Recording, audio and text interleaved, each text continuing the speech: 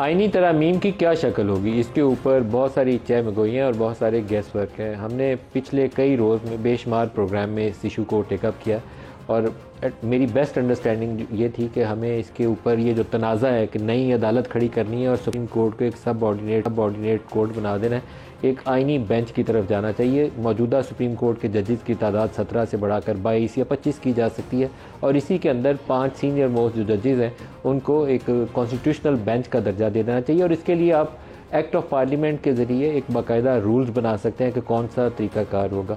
لگتا یہ ہے بظاہر ابھی حتمی طور پر میرے لیے یہ کہنا مشکل ہے کہ جے یو آئی اور پی ٹی آئی دونوں اسی جانب اسی تجویز کو لے کر آگے پش کر رہے ہیں، اور باقی دو بڑی جماعتیں جو حکومت میں اس وقت پیپلز پارٹی اور نون لیگ اس کو اس کے اوپر قائل کرنے کے قریب ہیں. حتمی میں نہیں کہہ سکتا ابھی جب تک یہ چیز فارملی رائٹنگ کے اندر سپریم کورٹ یا سینٹ کے سامنے ٹیبل نہ ہو جائے. ابھی عرفان صدیقی صاحب نے دعویٰ کیا ہے کہ کل سینٹ میں مسودہ پہلے پیش کیا جائے گا، اگر آئے گا تو ہم اس کے اوپر کہہ سکیں گے کہ واضح شکل کیا ہے. لیکن اس کے ساتھ ایک جڑی ہوئی تجویز ہے کہ جو سپریم کورٹ کے چیف جسٹس کا تقرر ہے اس کے لیے 3 سینئر موسٹ ججز کا ایک پینل آئے. یہ ایک سوالیہ نشان میرے سامنے موجود ہے، کیونکہ اس کنٹروورسی کے اندر پی ایم ایل این کی ایک دلی خواہش، یا یہ کہہ لیں کہ حکومت کی دلی خواہش یہ تھی کہ قاضی فائز عیسیٰ 25 کو ادھر سے ریٹائر ہوں اور آئینی عدالت کے سربراہ بن جائیں، اور جسٹس منصور علی شاہ ان کی کوشش یہ تھی، بظاہر ہمیں یہ تاثر تھا کہ وہ نہ بن پائے. اب اگر جسٹس منصور علی شاہ 26 کو چیف جسٹس آف پاکستان کا حلف اٹھا لیتے ہیں تو پھر تو آٹومیٹکلی ان کا ٹرم سٹارٹ ہو جائے گی، اور نیکسٹ جو پینل ہے وہ اگلے چیف جسٹس کے اوپر اس تجویز کا اطلاق ہوگا. یہ اپنے آج شرکا سے پوچھیں گے کہ کیا یہی تجاویز ہے، اور اس کا اطلاق کیا منصور علی شاہ کے تقرر سے ہوگا یا جو نیکسٹ چیف جسٹس ہیں ان کے اوپر سے ہوگا. جو پروگرام میں ہمارے ساتھ بلال اظہر کیانی صاحب ہیں پاکستان مسلم لیگ نواز سے، اور سلمان رقم راجہ صاحب ہیں پاکستان تحریک انصاف کے سینئر رہنما بھی ہیں، سیکرٹری جنرل ہیں. آپ کو خوش آمدید کہوں گا دونوں کو پروگرام میں. راجہ صاحب آپ سے آغاز کروں گا. آئینی بینچ، کیا جے یو آئی اور پاکستان تحریک انصاف، ہم نے اس کے اوپر پہلے بھی ایک پروگرام میں آپ اور کامران مرتضیٰ صاحب سے اس پہ ڈسکشن کی تھی، کیا اب یہ ایک حتمی تجویز ہے جس کو لے کر آگے جایا جا رہا ہے؟ دیکھیے، ہم سمجھتے ہیں آئینی بینچ کی جو تجویز ہے وہ بہت بہتر تجویز ہے، اور اس میں کوئی مذائقہ بھی نہیں ہے. لیکن یہ جو پورا عمل ہے اس کے تو ہم خلاف ہیں. ہم سمجھ رہے ہیں یہ پارلیمان جو ہے اس کو نہ استحقاق ہے آئینی ترمیم کا، یہ ایک فریب زدہ پارلیمان ہے. لیکن چونکہ مولانا نے ایک سٹینڈ لیا ہے، ایک تاریخی نوعیت کا میں سمجھتا ہوں سٹینڈ لیا ہے مولانا صاحب نے، اور ہم سے انہوں نے تجاویز مانگی تو وہ تجاویز ہم نے دیں. ہم نے کہا اگر اور کچھ نہیں ہوتا اور کسی وجہ سے یہ ترمیم کرنی پڑتی ہے تو خدا را یہ آئینی عدالت بالکل نہ بننے دیجیے گا، جو کہ ایک مکروہ منصوبہ ہے آئین پاکستان پہ غلبہ پانے کا، پاکستان کی عدلیہ پر غلبہ پانے کا، اپنے من پسند جج لگانے کا. وہ اگر نہیں ہوتا تو باقی چیزیں میں کم برائی کے زمرے میں ڈالوں گا. اگرچہ پورا یہ جو عمل ہے یہ میں سمجھتا ہوں غلط ہے، آسیب زدہ ہے، مکروہ ہے. اس پارلیمان کو کوئی حق نہیں ہے آئینی ترمیم کرنے کا، اور یہ طریقہ غلط اپنایا گیا. آئینی بینچ آپ کے لیے قابل قبول ہے تو وہ کیا 5 سینئر موسٹ ججز پہ مشتمل جو تجویز ہے اسی کی طرف آپ اور جے یو آئی کا جھکاؤ ہے؟ جی وہ ٹھیک ہے. دیکھیں انڈیا میں بھی یہ ہے، کیونکہ اس میں کوئی پک اینڈ چوز اس وقت نہیں ہوگی نا. یہ نہیں ہوگا کہ فلاں میرا منظور نظر ہے تو اس کو میں لگا دوں. جو 5 سینئر جج صاحبان ہیں ان پر مشتمل اگر ایک بینچ بنتا ہے تو ہم جی سکتے ہیں اس کے ساتھ. لیکن اہم بات یہ ہے کہ جو چیف جسٹس مقرر کیے جانے ہیں وہ کس طریقے سے کیے جائیں گے. اس وقت تو جو ہمارا آئین ہے وہ کہتا ہے جو سینئر موسٹ جج صاحب ہیں وہ چیف جسٹس ہوں گے. ہم سمجھتے ہیں اس وقت یہی ہونا چاہیے. جو کوئی بھی ترمیم ہو وہ آئندہ کے لیے ہونی چاہیے. اور جو 3 کے پینل کی بات کی جا رہی ہے یہ کوئی اچھی بات نہیں ہے. ہم اس کو کوئی اچھا قدم نہیں سمجھتے. ہوگا پھر یہ جو سینئر جج صاحبان ہیں وہ سر جھکائے. یہ آپ سے میں سوال دہرا لوں. یہ ایک تو جسٹس منصور علی شاہ کے اوپر ہمیں پتہ ہے کہ بعض حکومت سے ہمیں لوگوں سے تاثر ملتا تھا کہ وہ ان کو اوائڈ کرنا چاہتے ہیں as chief justice of Pakistan. اگر 26 کے بعد یہ ترمیم آتی، 25 کے بعد آتی ہے، تو 26 کو تو چیف جسٹس آف پاکستان منصور علی شاہ ہوں گے. تو یہ جو پینل کی تجویز ہے کہ 3 ججز کا پینل آئے اور حکومت اس میں سے کسی ایک کو کرے، یہ تو آٹومیٹکلی پھر نیکسٹ چیف جسٹس پہ چلے جائے گا. اگر یہ 25 سے پہلے ترمیم پاس ہو جاتی ہے تو پھر جسٹس منصور علی شاہ کی کیا پوزیشن ہوگی؟ دیکھیے پھر ہمارا تو یہ اصرار ہوگا اور ہم یہی تجویز دیں گے کہ اس ترمیم کو 26 تاریخ کے بعد نافذ العمل کیا جائے، تاکہ جو ایک توقع ہے منصور علی شاہ صاحب کی اور قوم کی آئین کی بنیاد پر کہ وہ چیف جسٹس بنیں گے، وہ بنے۔ ایسا نہ ہو کہ یہ لگے کہ یہ آئینی ترمیم صرف ان کو ہٹانے کے لیے کی گئی ہے۔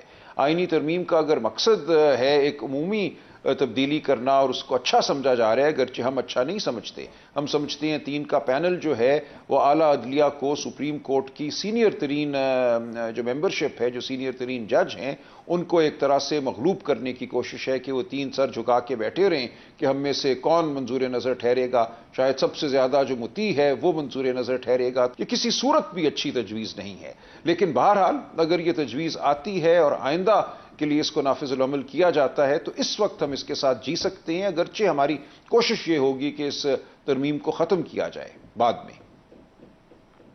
درست ہے۔ سلمان راجہ صاحب، یہ امپورٹنٹ کویسچن ہے، کیا یہ تجویز آتی ہے کہ آئینی پیکج جو سامنے آتا ہے اس کے اندر ایک آئینی بینچ کا تصور آتا ہے، اس کے لیے سپریم کورٹ کے ججز کی تعداد میں اضافہ بھی کرنا پڑے گا، یا 22 یا 25 آپ کو کرنی پڑے گی، 7 چیف جسٹس کے تقرر کا طریقہ کار، پھر جسٹس منصور علی شاہ، آپ نے ابھی خود اس کا سوال ریز کیا، کیا اگر یہ آپ کی مرضی کے مطابق ہو جاتے ہیں تو پی ٹی آئی اس کانسٹیٹیوشنل پیکج کے لیے ووٹ کرے گی؟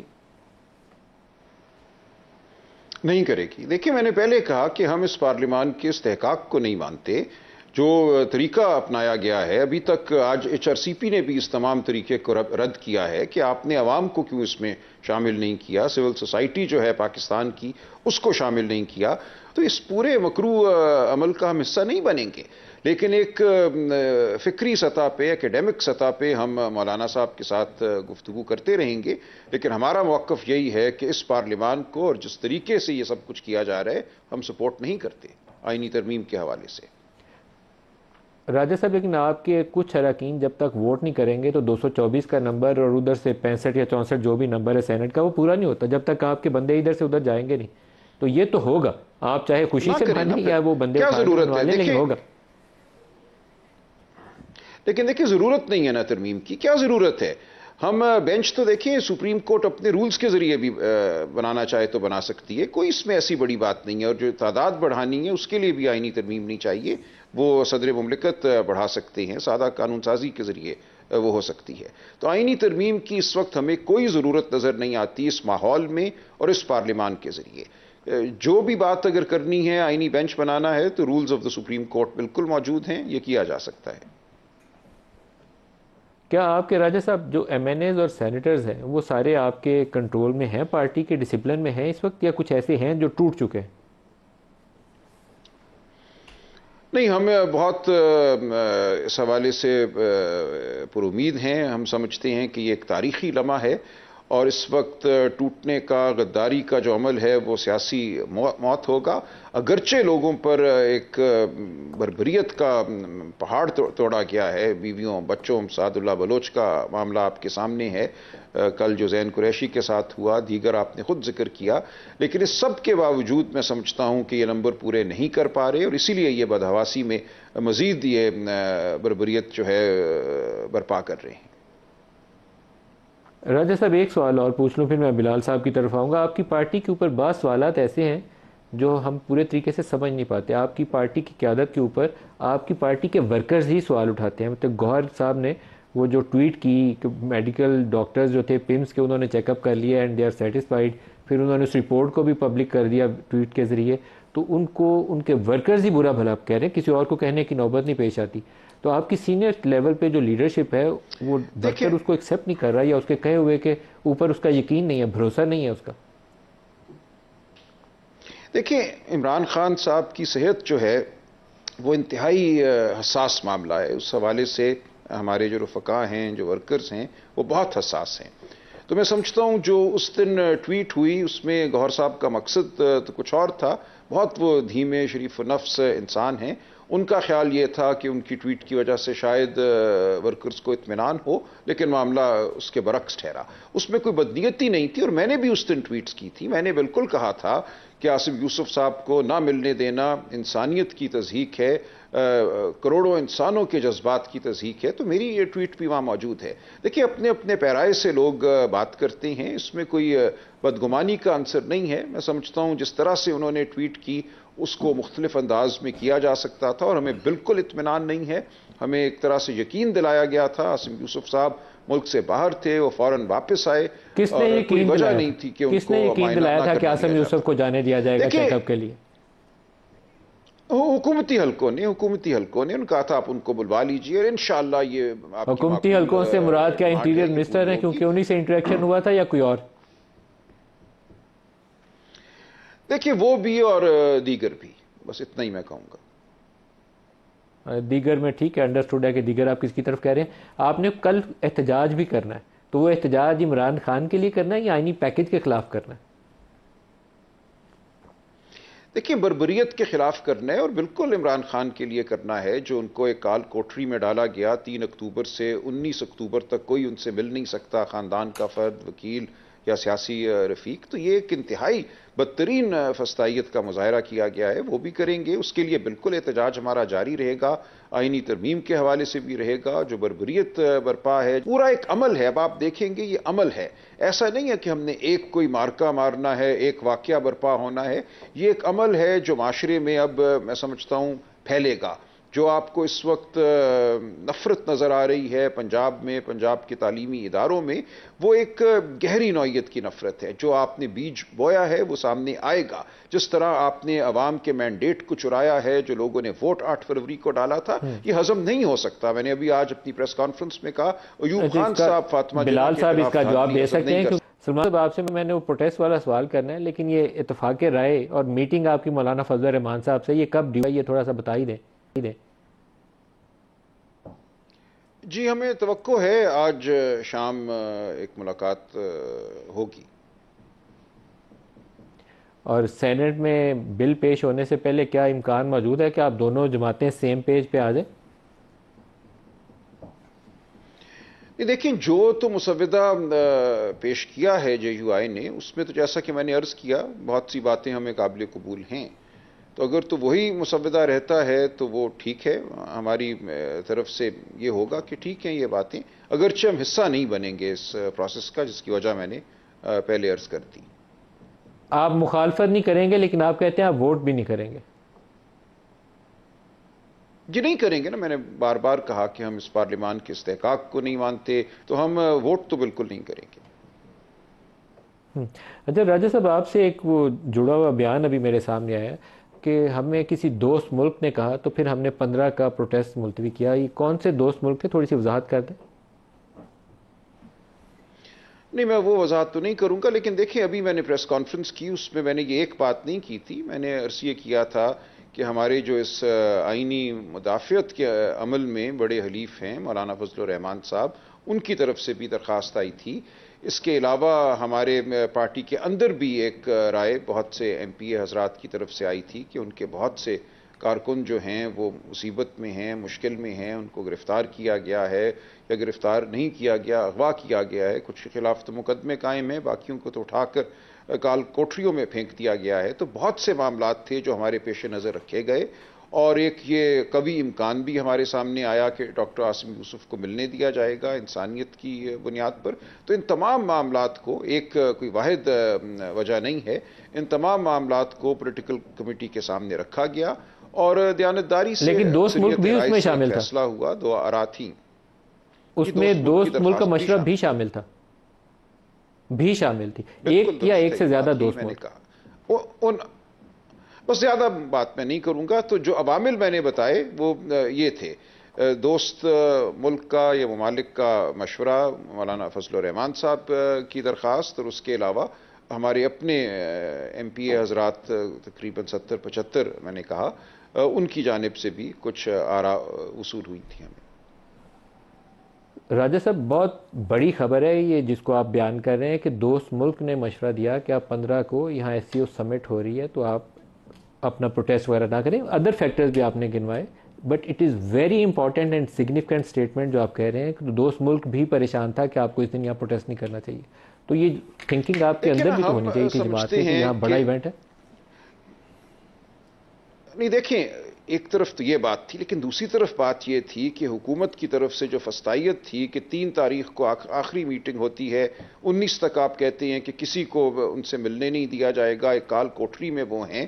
کروڑوں انسانوں کو ایک تشویش لاحق تھی ان کی صحت کے حوالے سے، اور اب تک ہے جب تک ہماری ان سے ملاقات نہیں ہوگی۔ میں آپ سے متفق ہوں، آپ کو سپورٹ کر رہا ہوں۔ عمران کو ڈاکٹر بھی ملنا چاہیے تھا، 100% سپورٹ کرتا ہوں۔ مجھے آپ کے پروٹیسٹ پہ اعتراض تھا اور ابھی بھی اعتراض ہے کہ آپ کو 15-16 کو یا نہیں آنا چاہیے تھا۔ میں غلط بیانی نہیں کروں گا، سمٹ ہے، ہماری پاکستان کی شان ہے، عزت ہے دنیا میں۔ دیکھیں یہ رائے تھی نا، نے آپ کو کہا، لیکن آپ کی پارٹی کے اندر یہ کیوں نہیں سوچ آئی؟ نہیں تھی، یہ رائے تھی۔ دیکھیں اسی ہم نے نہیں کیا نا، بالآخر ہم سمجھتے ہیں کہ ہم پاکستان کی اصل حکومت ہیں، گورنمنٹ ان ویٹنگ ہیں، پاکستان کے عوام کی ہم آواز ہیں۔ کل ہمیں ان تمام ممالک کے ساتھ معاملہ کرنا ہوگا، پاکستان کی فلاح کے لیے آگے بڑھنا ہوگا، تو تمام معاملات سامنے تھے۔ دیکھیں یہ مشکل فیصلہ تھا کہ کیسے عمران خان صاحب تک رسائی حاصل کی جائے۔ جب آگے ہٹ درمی ہو تو پھر آپ بھی ایک پوزیشن لیتے ہیں جس کو آپ میکسیمل پوزیشن کہہ لیں، اس امید میں کہ کچھ انسانیت کی رمق جو ہے وہ اٹھے گی، جاگے گی اور معاملہ طے ہو جائے گا۔ تو بہت سے سٹینڈ آپ لیتے ہیں اس امید میں کہ آپ کو وہ حتمی فیصلہ یا حتمی قدم نہیں اٹھانا پڑے گا۔ ایک بڑا چیلنج ہے آپ کے لیے، شاید آپ کی جماعت محسوس کرتی ہے کہ چیف جسٹس منصور علی شاہ کو 26 تاریخ کو سپریم کورٹ میں اپنے عہدے کا حلف اٹھانا چاہیے۔ اس میں ابھی 4-5 روز ہیں، کیا آپ سمجھتے ہیں کہ وہ اگلے چیف جسٹس آف پاکستان ہوں گے 26 کو، یا آپ سمجھتے ہیں کہ یہ جو پیکج ہے اس سے پہلے تھرو ہو جائے گا اور کسی اور کو بنایا جائے گا؟ دیکھیے ہم سمجھتے ہیں ان کا حق ہے کہ ان کو چیف جسٹس بنایا جائے، اور اگر اس سے پہلے یہ پیکج کیا جاتا ہے تو بات بالکل واضح ہو جائے گی کہ اس کا اور کوئی مقصد نہیں ہے، صرف ان کو روکنا مقصد ہے، اور یہ ایک مکروہ بات ہوگی کہ آپ اپنے من پسند چیف آپ کی اسٹریٹجی کیا ہوگی؟ آپ ویٹ اینڈ سی کریں گے یا آپ کے پاس کوئی حکمت عملی بھی ہے؟ دیکھیں اسٹریٹجی نہیں، دیکھیں اسٹریٹجی جو ہے ہماری تو یہی ہے کہ ہم اپنے ممبران کو قائم ہیں، ہم مولانا کے ساتھ انگیج رہیں۔ دیکھیں یہ کہنا کہ ہم کسی سیاسی جماعت کے ساتھ انگیج نہیں کرتے، بالکل خلاف واقعہ بات ہے۔ وہ جے یو آئی ہو، وہ بلوچستان کی جماعتیں ہوں، وہ پی ٹی ایم ہو، وہ جماعت اسلامی ہو، ہم ہر ایک کے ساتھ انگیج کرتے ہیں جو اصول کی سطح پہ ہم سے بات کرنا چاہتی ہے۔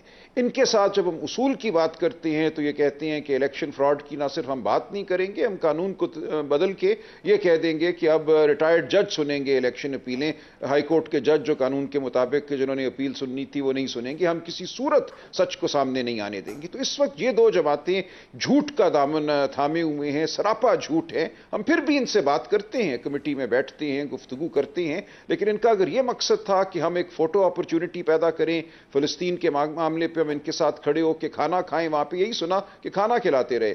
وہاں جو مبصرین موجود تھے، سفارتکار موجود تھے، انہوں نے کہا ایک شرمناک وہ تقریب تھی کہ ایک طرف آپ غزہ میں بربریت کی بات کر رہے ہیں اور دوسری طرف پرتعیش ایک زہرانہ تھا اور سارا وقت چمچوں اور کانٹوں کی آواز گونجتے رہی وہاں۔ تو یہ تو ان کی اصل حالت ہے۔